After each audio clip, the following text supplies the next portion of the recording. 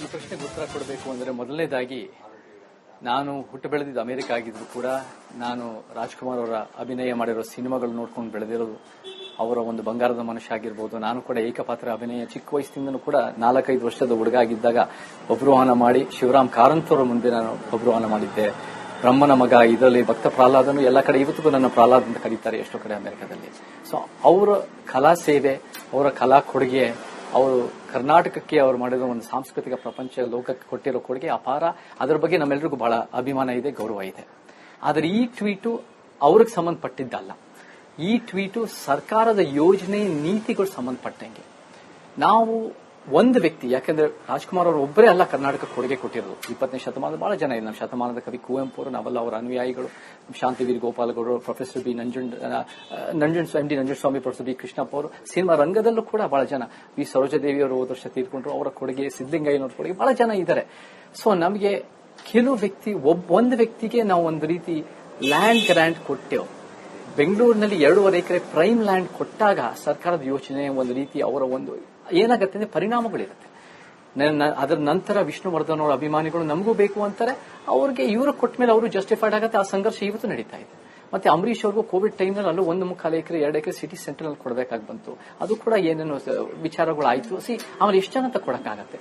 ನಮಗೆ ಏನ್ ಅನ್ಸುತ್ತೆ ಅಂದ್ರೆ ಸರ್ಕಾರದ ಒಂದು ಯೋಜನೆ ಮಾಡಿದಾಗ ಅದು ಮುಂದಾಲೋಚನೆ ಇಟ್ಕೊಂಡು ಅದರಿಂದ ಪರಿಣಾಮಗಳು ಏನಾಗುತ್ತೆ ಅಂತ ಯೋಚನೆ ಮಾಡಬೇಕು ಹೊರತು ಬರೀ ಮತಗಳಿಗೋಸ್ಕರ ಅವರ ಅವಕಾಶವಾದಿ ಲಾಭಗಳಿಗೋಸ್ಕರ ಮಾಡೋದಲ್ಲ. ಅವರು ನಮ್ಗೆ ಯಾರು ಇವತ್ತಿನ ದಿನ ರಾಮರಾಜ ಕರ್ತೀವಿ ಅಂತ ಹೇಳ್ತಾರಲ್ಲ ಮಾಜಿ ಮುಖ್ಯಮಂತ್ರಿ ಕುಮಾರಸ್ವಾಮಿ ಅವರು ನಿಜವಾಗ್ಲೂ ಎಷ್ಟು ಮಟ್ಟ ತಿಳುವಳಿಕೆಯಿಂದ ಯೋಜನೆ ಮಾಡಿದ್ದಾರೆ ಅಂತ ಒಂದು ಜಾಗೃತಿ ಮೂಡಿಸಕ್ ಮಾಡಿದ ಹೊರತು ಈಗ ಯಾವ ರಾಜ್ಕುಮಾರ್ ಅವ್ರ ವಿರುದ್ಧ ಅಲ್ಲ. ನಿಜ ಹೇಳಬೇಕು ಅಂದ್ರೆ ಡಾಕ್ಟರ್ ರಾಜ್ಕುಮಾರ್ ಅವರು ಗೊತ್ತಿದ್ದಿದ್ರೆ ಅವ್ರು ಲ್ಯಾಂಡ್ ಗ್ರಾಂಟ್ ಕೊಡ್ತಾರೆ ಅಂತ ಅಂದಿದ್ರೆ ಅವರೇ ನಮಗ್ ಬೇಡ ಅಂತ ಇದ್ರು ಅಂತ ನಮ್ಮೆಲ್ಲರಿಗೂ ನಂಬಿಕೆ ಇದೆ. ಚೇತನ್ ಅವರೇ, ನೀವು ಹೇಳಿದ್ರಿ ರಾಜ್ಕುಮಾರ್ ಅವ್ರ ಒಬ್ಬರೇ ಅಲ್ಲ, ಇನ್ನೂ ಸಾಕಷ್ಟು ಜನ ಇದ್ದಾರೆ ಅಂತ. ಇನ್ನೂ ಸಾಕಷ್ಟು ಜನ ಇದ್ದಾರೆ. ಆದ್ರೆ ರಾಜ್ಕುಮಾರ್ ಅವರಂತಹ ಒಬ್ಬ ನಟ ಎಷ್ಟು ಜನ ಇದ್ದಾರೆ ಕರ್ನಾಟಕದಲ್ಲಿ ಅಥವಾ ಭಾರತದಲ್ಲಿ? ಸ್ವತಃ ಅಮಿತಾಬ್ ಬಚ್ಚನ್ ಅವರೇ ರಾಜ್ಕುಮಾರ್ ಅವ್ರ ಬಗ್ಗೆ ಆ ಥರದ ಇನ್ನೊಬ್ಬ ನಟ ಇಲ್ಲ ಅಂತ ಹೇಳ್ತಾರೆ. ಡಾಕ್ಟರ್ ರಾಜ್ ಮನಸ್ಸು ಮಾಡಿದ್ರೆ ಅವರು ಈ ನಾಡಿನ ಮುಖ್ಯಮಂತ್ರಿ ಆಗ್ಬೋದಾಗಿತ್ತು. ಮನ್ಸು ಮಾಡಿದ್ರೆ ಅವರು ರಾಜಕಾರಣಕ್ಕೆ ಬರ್ಬೋದಾಗಿತ್ತು. 2.5 ಎಕರೆ ಏನು 1000 ಕೋಟಿ ಮಾಡಬಹುದಾಗಿತ್ತು. ಹಾಗೆ ಮಾಡ್ಲಿಲ್ಲ ಡಾಕ್ಟರ್ ರಾಜ್ಕುಮಾರ್ ಅವರು. ಅಂಥ ಮೇರು ನಟನಿಗೆ ಎಷ್ಟು ಜನ ಇದ್ದಾರೆ ನಿಮ್ ಪ್ರಕಾರ? ಡಾಕ್ಟರ್ ರಾಜ್ಕುಮಾರ್ ಅವರಂತವ್ರು ಎಷ್ಟು ಜನ ಇದ್ದಾರೆ ಅಂತ ಭೂಮಿ ಮೇಲೆ?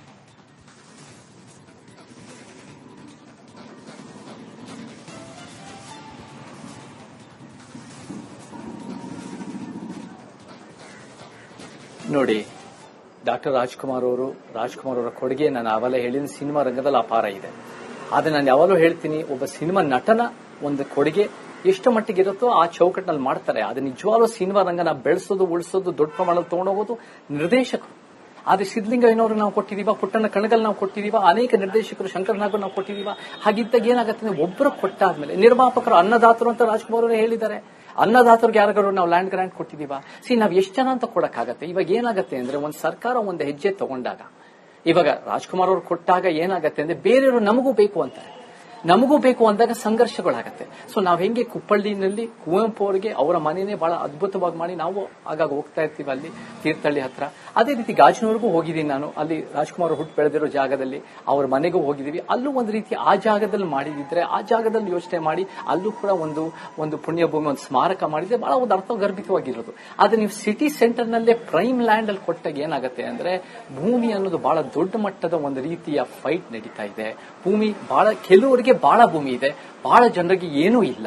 ಈ ವಿಚಾರಗಳಲ್ಲಿ ಸಮಸ್ಯೆ ಆದಾಗ ನಮ್ಗೆ ಕೆಲವರು ಕೊಟ್ಟಾಗ, ಸಾರ್ವಜನಿಕ ಬಿಟ್ಟು ಒಂದು ವ್ಯಕ್ತಿಗಳು ಕೊಟ್ಟಾಗ ಅದಕ್ಕೆ ಬೇರೆ ಬೇರೆ ತರ ಕಾನ್ಸಿಕ್ವೆನ್ಸಸ್ ಇರುತ್ತೆ. ಇನ್ನು ಸಾಕಷ್ಟು ಜಾಗ ಬೆಂಗಳೂರಿನಲ್ಲಿ ಬೇರೆ ಬೇರೆ ಕಾರಣಗಳಿಗೆ ಆಕ್ಯುಪೈ ಆಗಿದೆ. ಬೇಕಾದಷ್ಟು ಎಕರೆ ಜಾಗ ಬೇರೆ ಬೇರೆ ಕಾರಣಗಳಿಗೆ, ಹಲವಾರು ಉದ್ದಿಮೆಗಳಿಗೆ ಅಥವಾ ಬೇರೆ ಬೇರೆ ಕಾರಣಗಳಿಗೆ ಖಂಡಿತವಾಗ್ಲೂ ಅದು ಆಕ್ಯುಪೈ ಆಗಿದೆ. ನಿಮಗೂ ಗೊತ್ತಿದೆ. ಅದು ಕೇವಲ ರಾಜ್ಕುಮಾರ್ ಅವರ 2.5 ಎಕರೆ ಮಾತ್ರ ಅಲ್ಲ, ಇನ್ನು 100 ಎಕರೆ ಬೇರೆ ಬೇರೆ ಈ ತರದ ಇನ್ನೂ ಅನಧಿಕೃತವಾಗಿ ಎಲ್ಲ ಆಕ್ಯುಪೈ ಆಗಿರೋದು ಬೇಕಾದಷ್ಟಿದೆ. ಅದ್ರ ಬಗ್ಗೆನೂ ಕೂಡ ತಾವು ಧ್ವನಿ ಎತ್ತುತ್ತೀರ ಅನ್ನೋಂಥದ್ದು ಒಂದು ಇರ್ಲಿ. ಚೇತನ್ ಅಹಿಂಸ ಅವರು ಪ್ರಚಾರಕ್ಕೋಸ್ಕರ ಈ ತರ ಎಲ್ಲ ಮಾಡ್ತಿರ್ತಾರೆ, ಸದಾ ಸುದ್ದಿಲಿರ್ಬೇಕು ಅಂತ ಈ ತರ ಎಲ್ಲ ಏನೋ ಒಂದು ಹೇಳ್ತಾ ಇರ್ತಾರೆ ಅಂತ ಆರೋಪ. ನಿಜ, ಹೌದು. ಅದು ಒಂದ್ ನಿಮಿಷ ಹೇಳ್ಬಿಡ್ತೀನಿ. ಅದು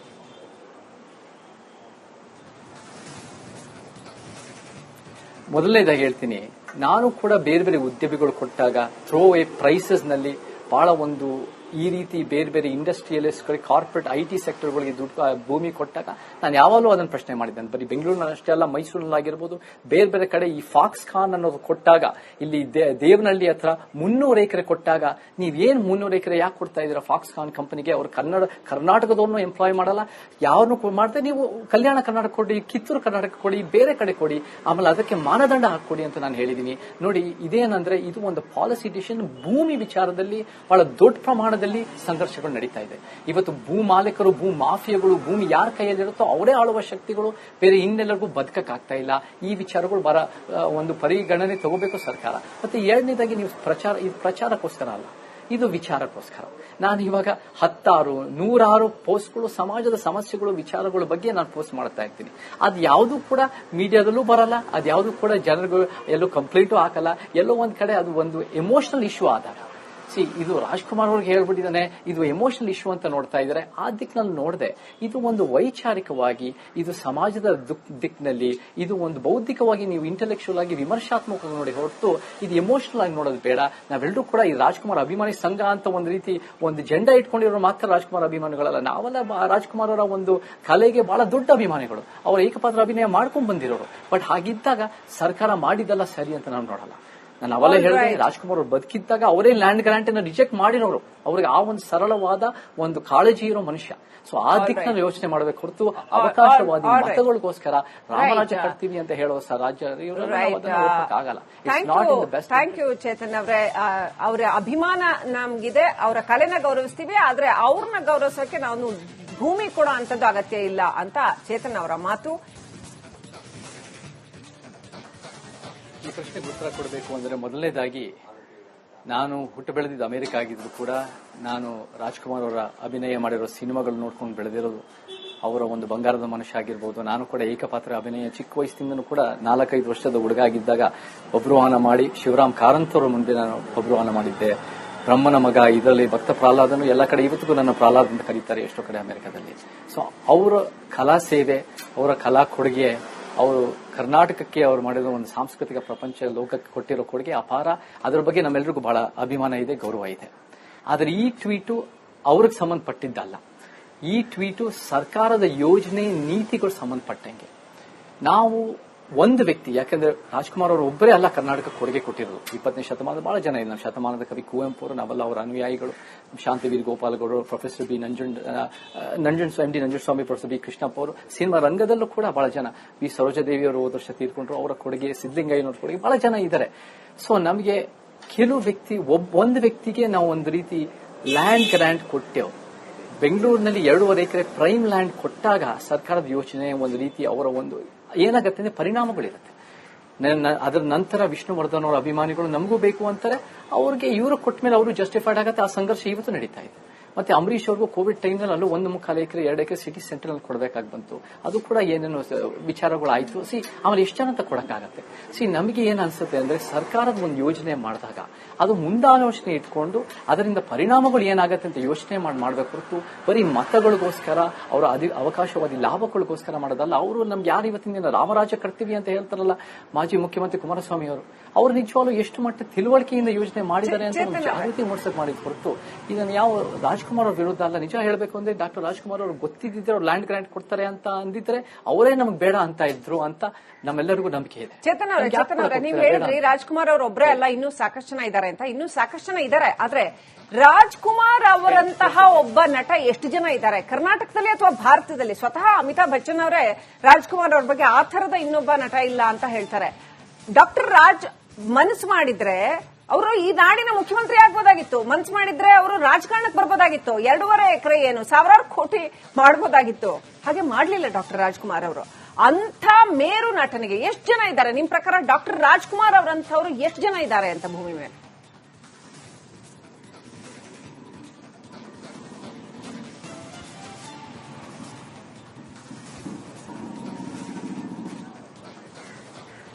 ನೋಡಿ, ಡಾಕ್ಟರ್ ರಾಜ್ಕುಮಾರ್ ಅವರ ಕೊಡುಗೆ ನಾನು ಅವೆಲ್ಲ ಹೇಳಿದ ಸಿನಿಮಾ ರಂಗದಲ್ಲಿ ಅಪಾರ ಇದೆ. ಆದ್ರೆ ನಾನು ಯಾವಾಗಲೂ ಹೇಳ್ತೀನಿ, ಒಬ್ಬ ಸಿನಿಮಾ ನಟನ ಒಂದು ಕೊಡುಗೆ ಎಷ್ಟು ಮಟ್ಟಿಗೆ ಇರುತ್ತೋ ಆ ಚೌಕಟ್ಟಿನಲ್ಲಿ ಮಾಡ್ತಾರೆ. ಅದು ನಿಜವಾಗ್ಲೂ ಸಿನಿಮಾ ರಂಗನ ಬೆಳೆಸೋದು, ಉಳಿಸೋದು, ದೊಡ್ಡ ಪ್ರಮಾಣದಲ್ಲಿ ತಗೊಂಡೋಗೋದು ನಿರ್ದೇಶಕರು. ಆದ್ರೆ ಸಿದ್ದಲಿಂಗಯ್ಯನವ್ರಿಗೆ ನಾವು ಕೊಟ್ಟಿದೀವ, ಪುಟ್ಟಣ್ಣ ಕಣಗಲ್ ನಾವು ಕೊಟ್ಟಿದೀವ, ಅನೇಕ ನಿರ್ದೇಶಕರು ಶಂಕರನಾಗ್ ನಾವು ಕೊಟ್ಟಿದೀವ. ಹಾಗಿದ್ದಾಗ ಏನಾಗುತ್ತೆ, ಒಬ್ಬರು ಕೊಟ್ಟಾದ್ಮೇಲೆ ನಿರ್ಮಾಪಕರು ಅನ್ನದಾತರು ಅಂತ ರಾಜ್ಕುಮಾರ್ ಅವರೇ ಹೇಳಿದ್ದಾರೆ. ಅನ್ನದಾತರಿಗೆ ಯಾರಿಗಾರು ನಾವು ಲ್ಯಾಂಡ್ ಗ್ರಾಂಟ್ ಕೊಟ್ಟಿದೀವ.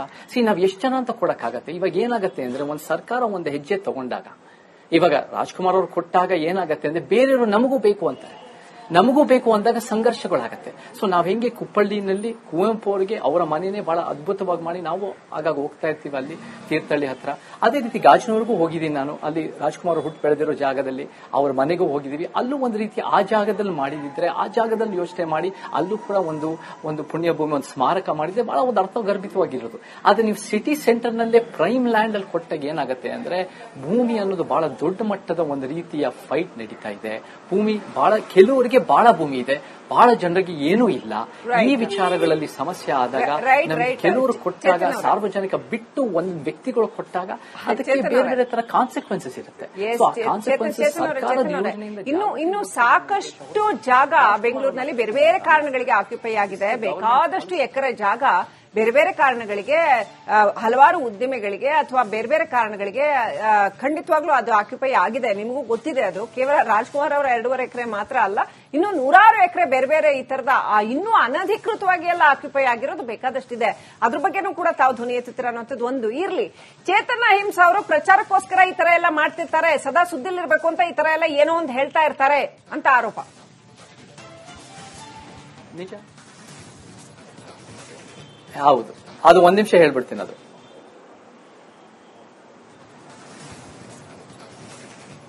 ಮೊದಲನೇದಾಗಿ ಹೇಳ್ತೀನಿ, ನಾನು ಕೂಡ ಬೇರೆ ಬೇರೆ ಉದ್ಯಮಿಗಳು ಕೊಟ್ಟಾಗ ಥ್ರೋ ಅವೇ ಪ್ರೈಸಸ್ ನಲ್ಲಿ ಬಹಳ ಒಂದು ಈ ರೀತಿ ಬೇರೆ ಬೇರೆ ಇಂಡಸ್ಟ್ರಿಯಲಿಸ್ಟ್ಗಳಿಗೆ, ಕಾರ್ಪೊರೇಟ್ IT ಸೆಕ್ಟರ್ಗಳಿಗೆ ಭೂಮಿ ಕೊಟ್ಟಾಗ ನಾನು ಯಾವಾಗಲೂ ಅದನ್ನು ಪ್ರಶ್ನೆ ಮಾಡಿದ್ದೇನೆ. ಬರೀ ಬೆಂಗಳೂರಿನಲ್ಲಿ ಅಷ್ಟೇ ಅಲ್ಲ, ಮೈಸೂರಿನಲ್ಲಾಗಿರ್ಬೋದು, ಬೇರೆ ಬೇರೆ ಕಡೆ ಈ ಫಾಕ್ಸ್ಕಾನ್ ಅನ್ನೋದು ಕೊಟ್ಟಾಗ, ಇಲ್ಲಿ ದೇವನಹಳ್ಳಿ ಹತ್ರ 300 ಎಕರೆ ಕೊಟ್ಟಾಗ, ನೀವೇನು 300 ಎಕರೆ ಯಾಕೆ ಕೊಡ್ತಾ ಇದ್ದೀರಾ ಫಾಕ್ಸ್ಕಾನ್ ಕಂಪನಿಗೆ? ಅವರು ಕರ್ನಾಟಕದವ್ರನ್ನು ಎಂಪ್ಲಾಯ್ ಮಾಡಲ್ಲ, ಯಾರನ್ನು ಮಾಡ್ತಾರೆ. ನೀವು ಕಲ್ಯಾಣ ಕರ್ನಾಟಕ ಕೊಡಿ, ಕಿತ್ತೂರು ಕರ್ನಾಟಕ ಕೊಡಿ, ಬೇರೆ ಕಡೆ ಕೊಡಿ, ಆಮೇಲೆ ಅದಕ್ಕೆ ಮಾನದಂಡ ಹಾಕೊಡಿ ಅಂತ ನಾನು ಹೇಳಿದೀನಿ. ನೋಡಿ, ಇದೇನಂದ್ರೆ ಇದು ಒಂದು ಪಾಲಿಸಿ ಡಿಸಿಷನ್. ಭೂಮಿ ವಿಚಾರದಲ್ಲಿ ಬಹಳ ದೊಡ್ಡ ಪ್ರಮಾಣದಲ್ಲಿ ಸಂಘರ್ಷಗಳು ನಡೀತಾ ಇದೆ. ಇವತ್ತು ಭೂ ಮಾಲೀಕರು, ಭೂ ಮಾಫಿಯಾಗಳು, ಭೂಮಿ ಯಾರ ಕೈಯಲ್ಲಿರುತ್ತೋ ಅವರೇ ಆಳುವ ಶಕ್ತಿಗಳು, ಬೇರೆ ಇನ್ನೆಲ್ಲರಿಗೂ ಬದುಕಕ್ಕಾಗ್ತಾ ಇಲ್ಲ. ಈ ವಿಚಾರಗಳು ಒಂದು ಪರಿಗಣನೆ ತಗೋಬೇಕು ಸರ್ಕಾರ. ಮತ್ತೆ ಎರಡನೇದಾಗಿ ನೀವು ಇದು ಪ್ರಚಾರಕ್ಕೋಸ್ಕರ ಅಲ್ಲ, ಇದು ವಿಚಾರಕ್ಕೋಸ್ಕರ. ನಾನು ಇವಾಗ 10, 100 ಪೋಸ್ಟ್ಗಳು, ಸಮಾಜದ ಸಮಸ್ಯೆಗಳು, ವಿಚಾರಗಳ ಬಗ್ಗೆ ನಾನು ಪೋಸ್ಟ್ ಮಾಡ್ತಾ ಇರ್ತೀನಿ. ಅದು ಯಾವುದು ಕೂಡ ಮೀಡಿಯಾದಲ್ಲೂ ಬರಲ್ಲ, ಅದು ಯಾವುದು ಕೂಡ ಜನರಿಗೂ ಎಲ್ಲೋ ಕಂಪ್ಲೇಂಟು ಹಾಕಲ್ಲ. ಎಲ್ಲೋ ಒಂದ್ ಕಡೆ ಅದು ಒಂದು ಎಮೋಷನಲ್ ಇಶ್ಯೂ ಆದಾಗ, ಇದು ರಾಜ್ಕುಮಾರ್ ಅವ್ರಿಗೆ ಹೇಳ್ಬಿಟ್ಟಿದ್ದಾನೆ, ಇದು ಎಮೋಷನಲ್ ಇಶ್ಯೂ ಅಂತ ನೋಡ್ತಾ ಇದ್ದಾರೆ. ಆ ದಿಕ್ಕಿನಲ್ಲಿ ನೋಡದೆ ಇದು ಒಂದು ವೈಚಾರಿಕವಾಗಿ, ಇದು ಸಮಾಜದ ದಿಕ್ಕಿನಲ್ಲಿ, ಇದು ಒಂದು ಬೌದ್ಧಿಕವಾಗಿ ನೀವು ಇಂಟೆಲೆಕ್ಚುಯಲ್ ಆಗಿ ವಿಮರ್ಶಾತ್ಮಕವಾಗಿ ನೋಡಿ ಹೊರತು ಇದು ಎಮೋಷನಲ್ ಆಗಿ ನೋಡೋದು ಬೇಡ. ನಾವೆಲ್ಲರೂ ಕೂಡ ಈ ರಾಜ್ಕುಮಾರ್ ಅಭಿಮಾನಿ ಸಂಘ ಅಂತ ಒಂದು ರೀತಿ ಒಂದು ಜೆಂಡಾ ಇಟ್ಕೊಂಡಿರೋ ಮಾತ್ರ ರಾಜ್ಕುಮಾರ್ ಅಭಿಮಾನಿಗಳಲ್ಲ. ನಾವೆಲ್ಲ ರಾಜ್ಕುಮಾರ್ ಅವರ ಒಂದು ಕಲೆಗೆ ಬಹಳ ದೊಡ್ಡ ಅಭಿಮಾನಿಗಳು, ಅವರು ಏಕಪಾತ್ರ ಅಭಿನಯ ಮಾಡ್ಕೊಂಡು ಬಂದಿರೋರು. ಬಟ್ ಹಾಗಿದ್ದಾಗ ಸರ್ಕಾರ ಮಾಡಿದ್ದಲ್ಲ ಸರಿ ಅಂತ ನಾವು ನೋಡಲ್ಲ. ನಾನು ಅವಲೇ ಹೇಳಿದೆ, ರಾಜ್ಕುಮಾರ್ ಅವರು ಬದುಕಿದ್ದಾಗ ಅವರೇ ಲ್ಯಾಂಡ್ ಗ್ರಾಂಟ್ ಅನ್ನು ರಿಜೆಕ್ಟ್ ಮಾಡಿರೋರು. ಅವ್ರಿಗೆ ಆ ಒಂದು ಸರಳವಾದ ಒಂದು ಕಾಳಜಿ ಇರೋ ಮನುಷ್ಯ. ಆ ದಿಕ್ಕಿನಲ್ಲಿ ಯೋಚನೆ ಮಾಡಬೇಕು ಹೊರತು ಅವಕಾಶವಾದಿ ಮತಗಳಿಗೋಸ್ಕರ ರಾಮರಾಜ್ಯ ಕಟ್ತೀವಿ ಅಂತ ಹೇಳೋ ರಾಜ್ಯ ಆಗಲ್ಲ. ಥ್ಯಾಂಕ್ ಯು ಚೇತನ್ ಅವರೇ. ಅವರ ಅಭಿಮಾನ ನಮ್ಗಿದೆ, ಅವರ ಕಲೆನ ಗೌರವಿಸ್ತೀವಿ, ಆದ್ರೆ ಅವ್ರನ್ನ ಗೌರವಿಸೋಕೆ ನಾವು ಭೂಮಿ ಕೊಡೋ ಅಂತದ್ದು ಅಗತ್ಯ ಇಲ್ಲ ಅಂತ ಚೇತನ್ ಅವರ